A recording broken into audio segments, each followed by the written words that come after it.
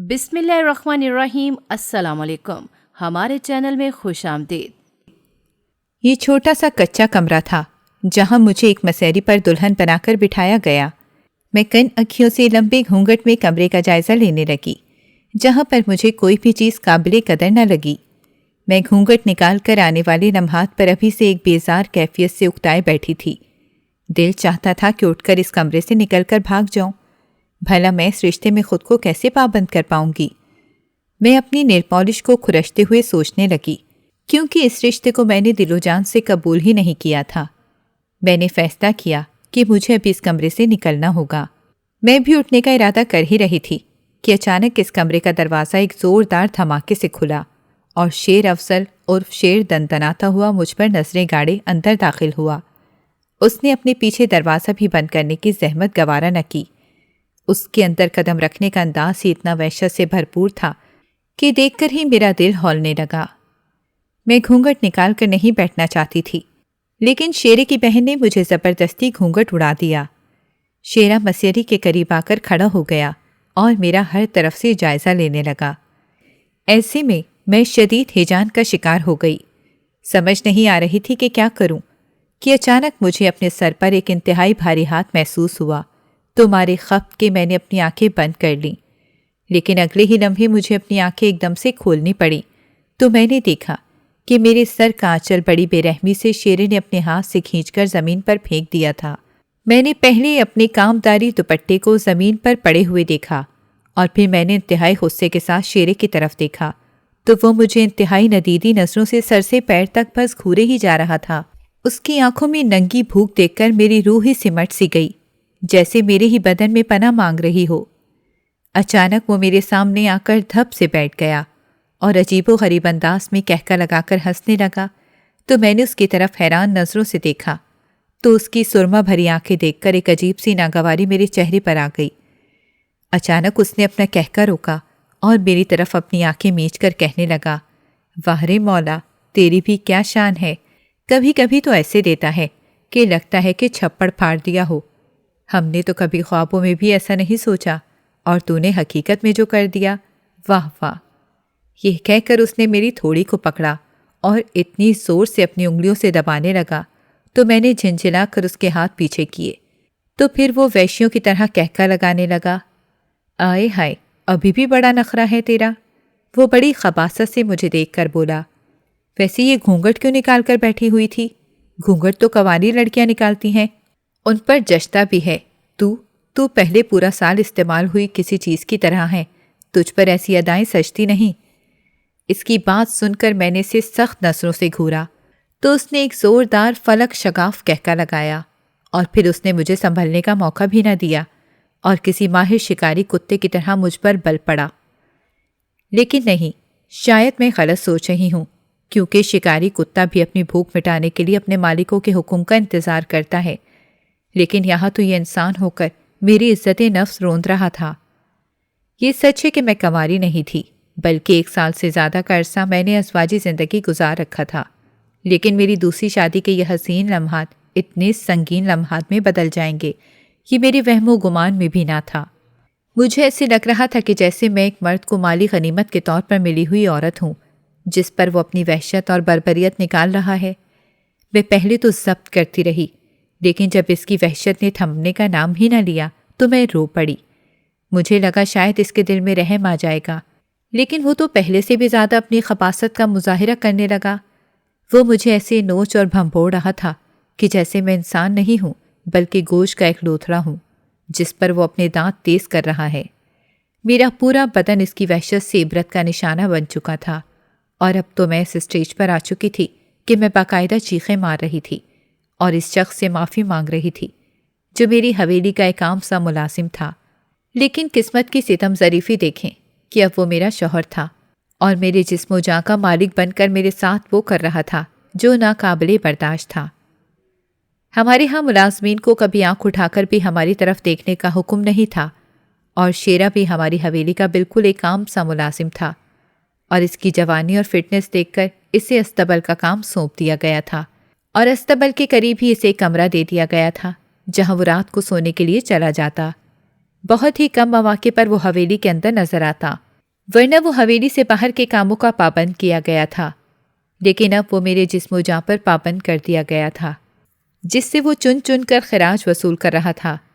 چیختے چیختے اچانک میری نظر دروازے پر پڑی جو حد کھلا تھا، اور اس میں اس کی بڑی بہن چھپ چھپ کر جھانک رہی تھی۔ یہ منظر دیکھ کر میری روح فنا ہو گئی۔ دل چاہا کہ میں مر جاؤں۔ میں دوہری اذیت سے گزر رہی تھی۔ مکمل سیر ہونے کے بعد وہ تو خراٹے مار رہا تھا، لیکن میں گھٹنوں پر سر رکھ کے بلک بلک کر رو رہی تھی۔ میں اس شیطانی خباثت کا مظاہرہ ہر روز کیسے برداشت کروں گی؟ میں یہ تو نہیں جانتی تھی، لیکن مجھے ایسے لگتا تھا کہ جیسے ان اذیتوں کے لیے میری زندگی لمبی لکھ دی گئی ہے۔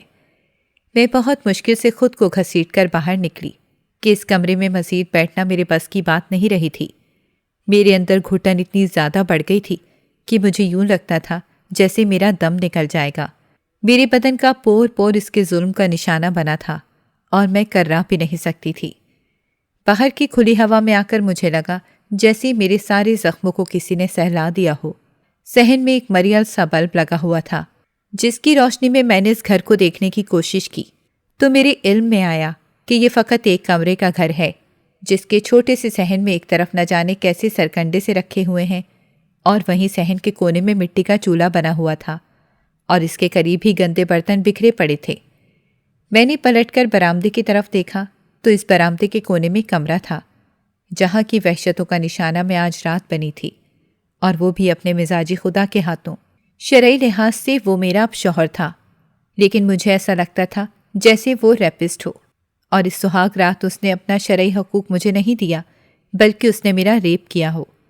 اس کا اندازہ مجھے اس طرح سے ہو رہا تھا کہ میرے پہلے شوہر کے ساتھ جو میری سہاگ رات گزری وہ انتہائی خوبصورت تھی، جس کی یاد آج بھی میرے دل میں چٹکی کاٹ رہی تھی۔ وہ بھی تو ایک مرد تھا، شرعی لحاظ سے وہ میرا خاوند بنا، اور تمام شرعی حقوق بہت عمدگی سے پورے کیے، اور اب جو اندر لیٹا تھا وہ میرا دوسرا شوہر بن کر میری زندگی میں زبردستی لکھ دیا گیا تھا، لیکن وہ مجھے کسی درندے سے کم نہیں لگا۔ آنسو ایک بار پھر پھسل کر میرے گالوں پر بہنے لگے کہ اچانک مجھے اپنی ملازمہ کا خیال آیا۔ خدا جانے اس پر کیا بیتی ہوگی۔ یہ سوچ آتے ہی میں نے جھرجھری لی۔ وہ کہنے کو تو میری ملازمہ تھی، لیکن مجھے اپنی بہنوں سے کم عزیز نہیں تھی۔ اس نے بھی اپنا کردار بہنوں سے بڑھ کر میری زندگی میں ادا کیا۔ ہر قدم پر وہ میری ڈھارس بندھاتی رہی۔ اس وقت بھی جب امی ابا فوت ہو گئے اور میں اتنی بڑی حویلی، جس میں پل بڑھ کر جوان ہوئی تھی، ایک دم سے بھائیوں کے زیر سایہ آ گئی، جنہوں نے مجھے ایک دن میں ہی یہ بتا دیا کہ اب اس حویلی کے اصل مالک کون ہیں اور اب میرا مقام کیا ہوگا۔ مجھے اتنی بڑی حویلی میں امی ابا کے ہوتے ہوئے کوئی روک ٹوک کا سامنا نہیں تھا، لیکن ان کی آنکھیں بند ہوتے ہی بھابھیوں کی کرم فرمائیوں نے مجھے صرف ایک کمرے تک محدود کر کے رکھ دیا۔ ان کا بس چلتا تو مجھے اٹھا کر اس حویلی کی پرانی جیل میں بھیج دیتے، اور وہ ایسا کر بھی جاتے، لیکن کچھ تو رشتہ داروں کا خوف تھا اور کہیں تھوڑی بہت انسانیت، جس کی وجہ سے میرے بھائیوں اور بھابھیوں نے مجھے کمرے تک ہی محدود رکھا۔ ہم جدی پشتی امیر لوگ تھے۔ میرے ابا اس گاؤں کے سردار تھے۔ ہماری زمینیں نہ صرف اس گاؤں میں پھیلی ہوئی تھیں، بلکہ ہر شہر میں میرے ابا نے پراپرٹی خرید رکھی تھی، لیکن ہم سب گاؤں کی اس حویلی میں جوان ہوئے۔ ابا تو چاہتے تھے کہ ہمیں تعلیم کی غرض سے شہر میں شفٹ کر دیں، لیکن امی اور بھائی نہ مانے۔ البتہ میں شہر میں جا کر پڑھنا چاہتی تھی، لیکن میرے بھائی اور امی نے اس کی شدید مخالفت کی۔ یہی وجہ تھی کہ میٹرک کے بعد میں نے تمام امتحان پرائیویٹ پاس کیے اور ایم اے کر لیا۔ میں آگے بھی پڑھنا چاہتی تھی، لیکن میرا رشتہ ابا کے ایک دوست کے بیٹے سے طے ہو گیا، تو امی اور بھائیوں نے مجھے مزید آگے پڑھنے سے روک ڈالا، بلکہ ایک سرکاری اسکول میں تو میری جاب بھی لگ گئی تھی۔ ابا کی طرف سے کوئی ممانعت نہیں تھی، لیکن میرے بھائیوں نے مجھے جاب نہیں کرنے دی کہ اس سے ہماری ناک کٹ جائے گی۔ لوگ کیا کہیں گے کہ سردار کی بیٹی ایک معمولی سے اسکول کی ماسٹرنی ہے۔ یہ بات اگر کوئی کم پڑھا لکھا میرے سامنے کرتا تو سمجھ بھی آتی کہ ظاہر ہے اس کی تعلیم کم ہے تو سوچ بھی محدود ہے، اسی لیے وہ اس لحاظ سے ایسی بات کر رہا ہے۔ لیکن ستم ظریفی تو یہ تھی کہ میرے بھائی بہت پڑھے لکھے تھے، بہترین یونیورسٹیز کے دروازے ان پر کھلے تھے، اور وہ بڑی بڑی ڈگریاں لے کر گاؤں آئے تھے، لیکن بڑی بڑی یونیورسٹی میں پڑھنے کے باوجود اور بے تحاشا ڈگریاں رکھنے کے باوجود ان کی سوچ کسی مڈل کلاس میں پڑھنے والے جیسی تھی۔ تعلیم نے ان کی سوچ کو نہیں بدلا، وہ جیسے ہی یہاں سے گئے تھے ویسے ہی لوٹ کر آ گئے۔ میں اپنے بھائیوں سے سب سے چھوٹی تھی۔ میرا نام عالیہ ہے۔ میں نے کہانیوں اور فلموں میں تو یہی دیکھا تھا کہ اگر بھائیوں کے بعد بہن ہو اور وہ بھی سب سے چھوٹی تو بھائیوں کی بہت لاڈلی ہوتی ہے، لیکن میرے ساتھ سب کچھ الٹ تھا۔ میرے بھائیوں نے کبھی بھی مجھے وہ مان نہیں دیا تھا جو ایک بہن کو چاہیے ہوتا ہے۔ یہ میری زندگی کی سب سے بڑی کمی تھی۔ میرے بھائیوں نے تعلیم مکمل کرنے کے بعد بجائے جاب کرنے کے گاؤں آ کر زمینیں سنبھال لیں، اور اب ہر طرف انہی کا اختیار مجھے دکھائی دیتا۔ ایسا لگتا جیسے میرے ابا کے جال و جلال کا سورج مدھم پڑ گیا ہے، اور ویسے بھی جسمانی طور پر کمزور ہو گئے تھے۔ انہیں کینسر تھا، اور وہ بھی آخری سٹیج کا۔ وہ جانتے تھے کہ ان کی زندگی بہت کم ہے، اسی لیے وہ اپنے ہی بیٹوں کی منمانیاں اپنی آنکھوں کے سامنے ہوتی دیکھتے تھے، لیکن اپنی خراب صحت کی وجہ سے وہ زیادہ روک ٹوک نہیں کر پاتے، کیونکہ ان کی صحت زیادہ سٹریس لینے کی اجازت ہی نہیں دیتی تھی۔ لیکن ابا اپنے بیٹوں کی نافرمانیاں دیکھ دیکھ کر اندر ہی اندر بہت کڑتے تھے۔ میں جانتی تھی کہ میرے ابا کینسر سے نہیں بلکہ میرے بھائیوں کی وجہ سے دن بدن کمزور ہوتے جا رہے ہیں۔ امی مکمل طور پر بیٹوں کا ساتھ دیتی تھیں۔ وہ اکثر ابا کے فیصلوں پر چڑ جاتی اور اپنے ہی بیٹوں کے فیصلوں پر ان کی پیٹھ تھپکتی۔ یہی وجہ تھی کہ ابا کی زندگی میں ہی بھائیوں کے غلط فیصلوں کی وجہ سے زمین کے معاملات میں بہت گھاٹے کے سودے بھی ہوئے، تو ابا کو بہت رنج ہوا، اور یہی رنج انہیں کھا گیا، اور وہ چپ چاپ آنکھیں بند کر کے اس دنیا سے رخصت ہو گئے۔ ابا کے جانے کی دیر تھی کہ بھائیوں کو کھل کر کھیلنے کا موقع مل گیا۔ اب امی کی بھی آنکھیں کھل گئیں، اور وہ اس وقت کو روتی تھیں جب ابا انہیں ٹوکتے، اور وہ ان کے دفاع کرنے کے لیے فوراً کھڑی ہو جاتی۔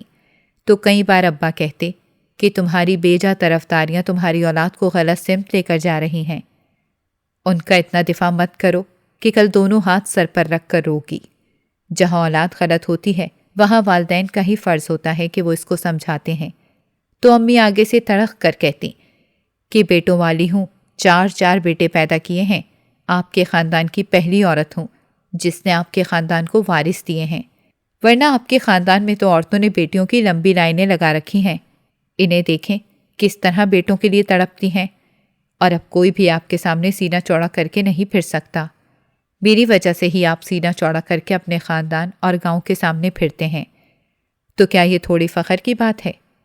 تو ابا ایسے میں اکثر امی کو ٹوکتے کہ بڑی باتیں مت کرو، اگر تم بیٹوں کی ماں ہو تو یہ سب اللہ تعالیٰ کی عنایت ہے، اس میں اتنا غرور کرنا اچھی بات نہیں ہوتی، کیونکہ اولاد ہو یا مال اللہ کی دین ہے، لہٰذا کسی اور کو اس طرح کے طعنے دینا کم ظرفوں کا شیوا ہوتا ہے۔ میں بس تمہیں یہ سمجھانے کی کوشش کر رہا ہوں کہ اگر اللہ نے تمہیں صاحب اولاد بنا دیا ہے اور بیٹوں والی بھی کہلاتی ہو تو کم از کم تھوڑی سی انسانیت اپنے بیٹوں کو بھی سکھاؤ، کیونکہ میں تو کچھ بولتا ہوں تو تم فوراً بول پڑتی ہو اور ان کے دفاع میں زمین آسمان ایک کر دیتی ہو۔ تو امی آگے سے فوراً غصے سے بولتی، ہاں تو کیوں نہ کروں دفاع، اولاد جوان ہو گئی ہے آپ کی سردار صاحب، اب کچھ انہیں بھی منمانی کر لینے دیں، کب تک وہ آپ کی انگلی پکڑ کر آپ کے پیچھے پیچھے چلتے رہیں گے؟ تو ابا اکثر سر پکڑ کر بیٹھ جاتے اور امی کو سمجھانے کی کوشش کرتے کہ اس عمر میں نے اپنے ابا کے کندھے سے کندھا ملا کر ان کی اطاعت میں چلنا شروع کر دیا تھا۔ یہی وجہ ہے کہ آج ہر شہر میں اللہ نے ہمیں پراپرٹی دی ہے، جبکہ تمہارے بیٹے اس عمر میں میرا کمایا ہوا سب اپنی عیاشیوں میں اڑا رہے ہیں۔ میں نے سنا ہے کہ ڈیرے پر ناچنے والیاں بلائی جاتی ہیں اور ان پر لاکھوں روپے ایک رات میں خرچ کر دیے جاتے ہیں۔ کیا یہ پیسہ اتنی آسانی سے کمایا جاتا ہے کہ ایک ناچنے والی پر صرف ایک رات میں ہی سب اڑا دیا جائے؟ تو امی ابا کی باتیں سن کر ہنسنے لگتیں۔ جناب اولاد جوان ہے تو تھوڑی سی عیاشی تو کرنے دیجئے، اب آپ سے اگر ہوتی نہیں ہے تو اس کا یہ مطلب نہیں کہ بیٹے بھی نہ کریں۔ تو ابا امی کی باتیں سن کر افسوس میں سر ہلاتے اور کہتے، جس دن میں نہ ہوا تجھے میری یہ باتیں اس وقت یاد آئیں گی، اور وہ وقت گزر چکا ہوگا اور تمہارے ہاتھ بھی کچھ نہیں لگے گا۔ تو امی اکثر ابا سے لڑ پڑتی کہ آپ مجھے بد دعائیں تو نہ دیں۔ تو ابا کہتے کہ میں تجھے بد دعائیں نہیں دے رہا، بلکہ چاہتا ہوں کہ اپنی آنکھیں کھول لو، اب بھی وقت ہے، بچوں کو نصیحت کیا کرو، سمجھایا کرو۔ اگر ہم انہیں نصیحت نہیں کریں گے، سمجھائیں گے نہیں، تو ایک دن آئے گا کہ یہ سب کچھ بک جائے گا اور تمہاری اولاد سڑکوں پر آ جائے گی۔ تو امی ابا کی باتیں سن کر دہل تو جاتی، لیکن ابا کی کوئی بھی بات سمجھنے کو آمادہ نہ ہوتی۔ یہی وجہ تھی کہ میرے بھائی خودسر ہوتے چلے گئے۔ میں ابا کی آنکھوں میں اکثر نمی دیکھتی۔ وہ کبھی کبھار اتنی بے بسی کا اظہار کرتے کہ میرا دل خون کے آنسو رونے لگتا۔ میرے اور بھائیوں کے درمیان ہمیشہ سے گیپ موجود تھا۔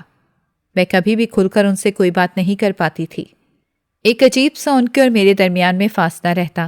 میرا کئی بار دل چاہتا کہ میں ان سے ابا کی پریشانیوں کا اظہار کروں، انہیں سمجھاؤں، لیکن میں جانتی تھی کہ میں نے ابھی ڈھنگ سے بات کی نہیں کہ وہ مجھے اپنے پاس سے اٹھا کر اندر بھیج دیں گے۔ وہ اکثر کہتے تھے کہ ہمارے معاملات میں گھر کی خواتین کے بولنے کا کوئی حق نہیں ہے۔ میرے چاروں بھائیوں نے شادیاں بھی اپنی مرضی سے کیں۔ امی اور ابا ان شادیوں پر بالکل بھی راضی نہیں تھے، لیکن پھر خاموش ہو گئے کہ ان کے علاوہ اور کوئی چارہ نہیں تھا، کیونکہ بھائیوں نے سننی تو تھی نہیں۔ یہ بے لگامی تو ابا کی زندگی میں ہی امی نے بھائیوں کی دیکھ لی تھی، لیکن ابا کے جانے کے بعد امی اکثر چپ کے روتیں جب بھابیاں امی کے منہ کو آنے لگیں، اور امی ان کی شکایت اگر کبھی بھائیوں سے کرتیں تو بھائی الٹا امی کو مورد الزام ٹھہراتے، کیا آپ بھی تو ساس کے روپ میں سامنے آئی ہیں، تو وہ بھی بیٹیوں کی جگہ بہویں بن کر سامنے آئی ہیں۔ تو امی اپنے ہی بیٹوں کی طرف دیکھ کر حیران اور پریشان ہو جاتی کہ وہ کیسے کل کی آئی ہوئی لڑکیوں کی طرفداریاں کرتے ہیں اور اپنی ہی ماں کو جھٹلا دیتے ہیں۔ امی اب اکثر ابا کو یاد کر کے آپ دیدہ ہو جاتی، اور جب کوئی کمرے میں نہیں ہوتا تو وہ ابا کو پکارتے ہوئے معافیاں مانگتے ہوئے ہچکیاں لے لے کر روتی۔ ابا کی ڈیتھ کے بعد بھائی بہت زیادہ بدل گئے تھے۔ انہوں نے اپنے گھر کے سارے معاملات اپنی بیویوں کے ہاتھ میں دے رکھے تھے۔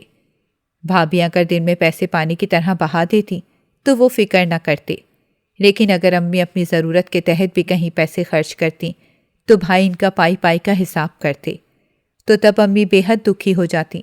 امی ان دنوں میرے لیے بے حد فکر مند تھیں اور چاہتی تھی کہ کسی طرح میری شادی ہو جائے اور میں اس حویلی سے بہت دور چلی جاؤں، جبکہ بھائی چاہتے تھے کہ میری شادی نہ ہی ہو تو بہتر ہے، کیونکہ میرے حصے کی جائیداد باہر جانے کا ڈر تھا۔ لیکن اس سلسلے میں امی نے ان کی ایک نہ چلنے دی اور خاندان میں ہی میری بات بالا ہی بالا طے کر دی۔ بھائیوں کو جب اس بات کا پتہ چلا تو امی پر بہت بگڑے، بہت لڑے کہ کیا ضرورت ہے وہاں اس کی شادی کرنے کی، ہمیں وہ لڑکا بالکل بھی پسند نہیں۔ تو امی نے کہا کہ شادی میں نے عالیہ کی کرنی ہے، کسی کو پسند ہو نہ ہو مجھے اس کی کوئی پرواہ نہیں۔ امی نے پہلی بار میری خاطر اپنے ہی بیٹوں کے سامنے سٹینڈ لیا تھا۔ وہ اپنے بیٹوں کی فطرت سے بہت اچھی طرح واقف ہو گئی تھیں، اسی لیے انہوں نے اپنے جیٹ اور نندوں کو بھی اپنے ساتھ ملا لیا۔ جب میرے بھائیوں نے دیکھا کہ خاندان کے سارے ہی معتبر لوگ امی کے ساتھ ملے ہوئے ہیں تو انہوں نے مصلحتاً خاموشی اختیار کر لی، لیکن جب مجھے جہیز دینے کا معاملہ سر پر آیا تو بھائیوں نے بلا وجہ کا رونا پیٹنا ڈال دیا کہ انہیں زمین کے معاملات میں بہت گھاٹے کا سودا ہوا ہے، اس لیے ان کے پاس ابھی اتنی مطلوبہ رقم نہیں۔ تو امی سر پکڑ کر بیٹھ گئیں اور ان پر بہت بگڑی کہ آخر بینک میں رکھے ہوئے پیسے کہاں گئے، تو وہ آئیں بائیں شائیں کرنے لگے۔ تو امی اس دن سمجھ گئیں کہ ان تلوں میں تیل نہیں، وہ بھی کن پر بھروسہ کر کے ان پر مان رکھے ہوئے ہیں، جو اس مشکل وقت میں اپنا دامن چھڑا کر بالکل غیر بن گئے ہیں، اور سامنے کوئی غیر نہیں بلکہ ان کی اپنی بہن کھڑی ہے جس کے ساتھ جہیز کا جانا ضروری ہے، اور اسی میں ان کی اور ان کی بہن کی عزت ہے، کیونکہ دنیا ان کی بہن کو ایک سردار کی بیٹی کے طور پر جانتی ہے، تو ظاہر ہے اس اسٹیٹس کے حساب سے جہیز دینا بنتا بھی تھا۔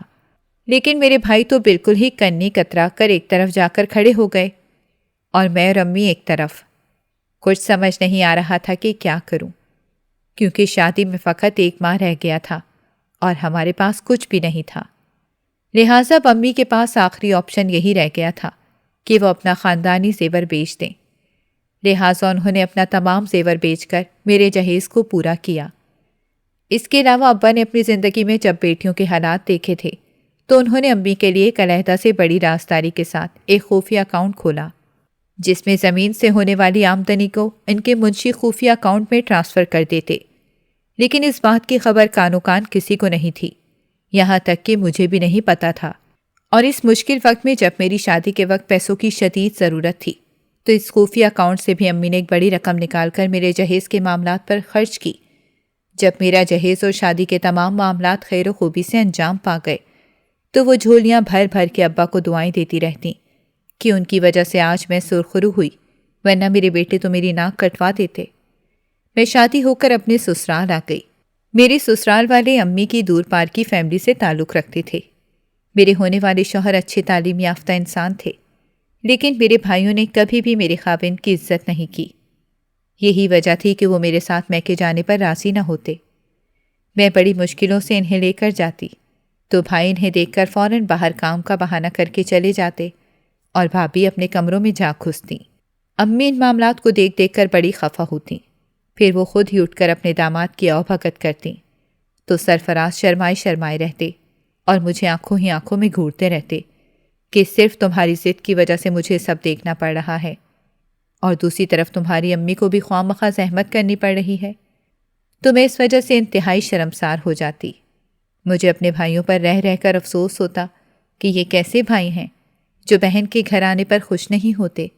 یہی وجہ تھی کہ سرفراز 2-3 دفعہ کے بعد میرے ساتھ میکے نہیں آئے تو میں نے بھی زیادہ اصرار نہیں کیا، کیونکہ میکے میں جو سرد مہری رویوں میں مجھے نظر آ رہی تھی اس میں ان کا نہ آنا ہی بہتر ہے۔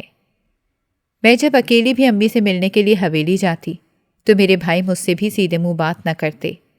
ان کی دیکھا بدیکھی بھابیاں بھی مجھے جلی کٹی سناتی رہتیں۔ کبھی میرے کپڑوں پر طنز کرتیں تو کبھی کہتیں کہ کیا تمہارے سسرال والے تمہیں کھانے کو نہیں دیتے، اس قدر کمزور ہو گئی ہو؟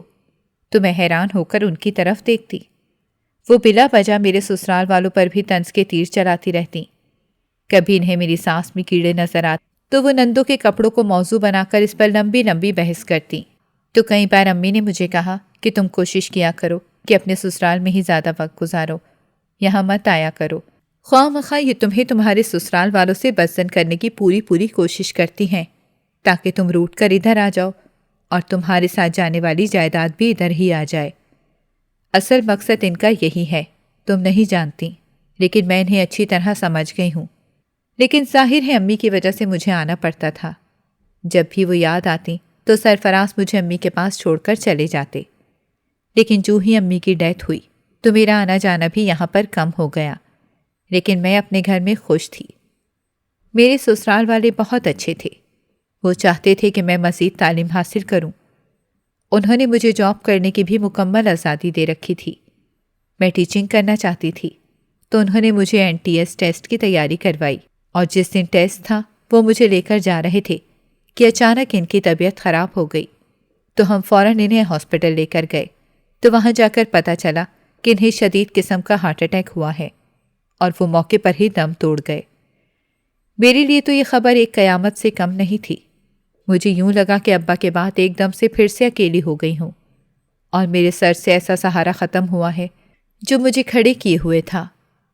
میری ابھی عدت بھی ختم نہیں ہوئی تھی کہ میرے بھائی مجھے لینے کے لیے آ گئے۔ وہ مجھے اتنے پیار سے ملے اور انہوں نے اتنا اصرار کیا تو مجھے ان کے ساتھ آنا ہی پڑا۔ ویسے بھی میرا اب سسرال میں رہنے کا کوئی جواز بنتا نہیں تھا۔ میرے سارے دیور جوان تھے تو میں نے یہی مناسب سمجھا کہ میں واپس اپنے میکے ہی چلی جاؤں، کیونکہ میں خود بھی جوان جہاں تھی اور میں نہیں چاہتی تھی کہ زمانہ مجھ پر کسی بھی قسم کی انگلی اٹھائے۔ لہٰذا اپنی عزت کی خاطر میں نے اپنے بھائیوں کی بات مان لی اور واپس چلی آئی۔ لیکن یہاں آ کر میں نے اپنی زندگی کی سب سے بڑی غلطی کی، کیونکہ میرے بھائی سسرال میں مجھے جس محبت اور پیار سے لے کر گھر پہنچے تھے ان کا رویہ ایک دم سے بدل گیا، اور جو ہی میری عدت پوری ہوئی تو مجھے پتہ چلا کہ وہ میرا دوسرا نکاح کر رہے ہیں۔ پہلے تو مجھے سمجھ ہی نہیں آئی کہ وہ ایسا کیوں کر رہے ہیں۔ میں شادی نہیں کرنا چاہتی تھی، اور جب مجھے میری ملازمہ سکینہ کے ذریعے پتہ چلا کہ وہ میرا دوسرا نکاح اپنے ہی ایک ملازم سے کرنا چاہ رہے ہیں تو مجھ پر تو حیرت کا پہاڑ ٹوٹ پڑا۔ میں نے سب سے پہلے تو اپنے بھائیوں کے سامنے انکار کر ڈالا کہ مجھے شادی نہیں کرنی، لیکن انہوں نے میری بات ایک کان سے سن کر دوسرے کان سے نکال دی۔ جب مجھے لگا کہ یہ معاملہ کسی طور پر بھی نہیں چلے گا تو میں نے خودکشی کرنے کی بھی کوشش کی، لیکن مجھے بچا لیا گیا۔ تو پھر میں نے اپنی سب سے رازداں سہیلی، جسے میں نے کبھی ملازمہ نہیں سمجھا تھا، جو بچپن میں ہی ہماری حویلی میں اس کے والدین چھوڑ گئے تھے، اور وہ میرے ساتھ ہی پل بڑھ کر جوان ہوئی تھی، اور میرے ایک اشارے پر وہ کسی کی بھی جان لے بھی سکتی تھی اور جان دے بھی سکتی تھی۔ اس کے ذریعے میں نے حویلی سے نکلنے کا پروگرام بنایا۔ جس وقت میں حویلی سے نکلی اس وقت رات کے 11 بج رہے تھے۔ میں نے بڑی سی سیاہ چادر اوڑھ رکھی تھی، اور ایک بار الوداعی نظروں سے حویلی کو دیکھا تو ڈھیروں آنسو میرے گلے میں اٹکنے لگے۔ میں کبھی بھی اس حویلی کی عزت روند کر نہ نکلتی، لیکن جو کچھ اس حویلی کے اندر میرے بھائی میرے ساتھ کرنے جا رہے تھے، اس کے بعد تو مجھے یا تو مر جانا چاہیے تھا یا پھر اپنی عزت اور زندگی بچا کر بھاگ جانا چاہیے تھا۔ میں نے مرنا بھی قبول کیا، لیکن موت نے بھی مجھے قبول نہیں کیا، تو پھر میں نے اپنی بے حد بااعتماد ملازمہ کے ذریعے حویلی سے نکلنے کا فیصلہ کیا۔ لیکن جو ہی میں اڈے پر پہنچی تو مجھ سے بھی پہلے میرے بھائی وہاں پہنچے ہوئے تھے۔ انہوں نے ہم دونوں کو پکڑ لیا اور زور زبردستی کر کے گھر لے آئے۔ گھر لا کر انہوں نے سکینہ کے ساتھ کیا کیا میں نہیں جانتی، لیکن مجھے اتنا پتا ہے کہ سکینہ حویلی کے کسی گمنام جیل میں قید کر دی گئی ہے، اور شاید وہ ساری زندگی میری وجہ سے وہاں پر سڑتی رہے۔ مجھے اس کا دکھ بے پناہ تھا، لیکن میں بے حد مجبور تھی۔ میرے ہاتھ میں کچھ بھی نہیں تھا۔ میرے بھائیوں نے مجھے کمرے میں بند کر دیا، اور میرے کمرے کا دروازہ اس وقت کھلا جب مولوی کو لے کر میرے کمرے میں داخل ہوئے۔ انہوں نے میرا زبردستی نکاح اپنے ملازم سے کر دیا، اور پھر انہوں نے نکاح کے فوراً بعد ہی ہم دونوں کو شہر چھوڑنے کا کہہ دیا کہ کہیں میں جائیداد میں سے حصہ نہ مانگ لوں۔ یوں شیرا مجھے لے کر شہر آ گیا۔ میرے بھائیوں نے اسے کچھ پیسے دے رکھے تھے۔ کچھ دن تو ہمارا گزارا ہوا، لیکن پھر میرا شوہر مجھے تنگ کرنے لگا۔ ہر وقت تانے دیتا کہ یہ سب تمہاری وجہ سے ہوا ہے۔ اچھا بھلا میرا روزگار تھا، تمہاری نحوست کی وجہ سے وہ روزگار ختم ہو گیا۔ چونکہ میں پڑھی لکھی تھی، اس لیے میں نے جاب کی تلاش میں ہاتھ پیر مارنے شروع کر دیے۔ محلے کے بچوں کو ٹیوشن پڑھانے لگی۔ اس کے علاوہ بھی میں ادھر ادھر جاب دیکھ رہی تھی، تاکہ ایک تو شوہر کے تانوں سے میری جان چھوٹ جائے، اور دوسرا کہیں وہ مجھے غلط کام کرنے کی طرف مائل نہ کرنا شروع کر دے، کیونکہ میں مکمل طور پر اسی کے آسرے پر زندگی گزار رہی تھی۔ میرے بھائی مجھ سے بالکل قطع تعلق ہو چکے تھے۔ جائیداد میں میرا اچھا خاصا حصہ تھا، لیکن ظاہر ہے وہ نہیں مانگ سکتی تھی، کیونکہ مجھے اپنی جان کا خطرہ تھا، اور ویسے بھی انہوں نے مجھ سے سادہ کاغذ پر زبردستی انگوٹھے لگوا دیے تھے، اور میرے حصے کی جائیداد انہوں نے اپنے نام کر لی۔ میں انتہائی بے سر و سامانی کے عالم میں شیرے کے ساتھ شہر آ گئی، لیکن یہاں کی کمر توڑ مہنگائی نے مجھے ایک دن میں ہی آٹے دال کا بھاؤ بتا دیا۔ شیرے نے بھی یہاں پر جاب شروع کر دی، لیکن ظاہر ہے وہ اتنا پڑھا لکھا نہیں تھا، تو اسے جو بھی مزدوری ملتی وہ انتہائی کم ہوتی، جس میں بمشکل ہم کرایہ دے سکتے۔ باقی کھانا پینا اور دیگر اخراجات کے لیے میں نے ٹیوشن کے ساتھ ساتھ اسکول میں بھی پڑھانا شروع کر دیا، لیکن ایسا لگتا تھا کہ دن بدن حالات بد سے بدتر ہوتے جا رہے ہیں۔ انہی دنوں شیرا کام کرتے ہوئے زخمی ہو گیا اور اس کی ٹانگ ٹوٹ گئی۔ یہ کیسی افتاد تھی کہ میں بہت بری طرح سے گھبرا گئی۔ مجھے کچھ سمجھ نہیں آ رہا تھا کہ اب گھر کا نظام کیسے چلے گا، کیونکہ میری بھی اتنی آمدنی نہیں تھی۔ شیرے نے مجھے کہا کہ میں اپنے بھائیوں سے مدد طلب کروں، آخر کو میں ان کی بہن ہوں۔ تو مجھے شیرے پر بہت افسوس ہوا کہ جب وہ اچھی طرح سے میرے بھائیوں کی نیت کو جانتا بھی ہے تو پھر مجھے ان سے مدد لینے کے لیے کہہ رہا ہے، لیکن میں جانتی تھی کہ وہ بھی بہت مجبور ہو کر یہ بات کر رہا ہے، تو اب مجھے اس کی کوئی بات بری بھی نہ لگتی، اور میں اس کی بات سن کر چپ ہو جاتی۔ بھلا اسے کہتی بھی تو کیا کہتی۔ ایک دن میں اسی ادھیڑ پن میں تھی کہ دروازے پر دستک ہوئی۔ جو ہی دروازہ کھولا تو سامنے میرے والد کے مرحوم دوست اور منشی کھڑے تھے۔ میں انہیں اندر لے آئی۔ میرے گھر کے حالات دیکھ کر دونوں کی آنکھوں میں آنسو بھر آئے کہ کہاں میں ایک سردار کی بیٹی اور کہاں اب غربت میں وقت گزار رہی ہوں۔ ابا کے دوست نے میرے سر پر ہاتھ رکھا اور کہا کہ بیٹا ہمت نہیں ہارنی۔ پھر انہوں نے ایک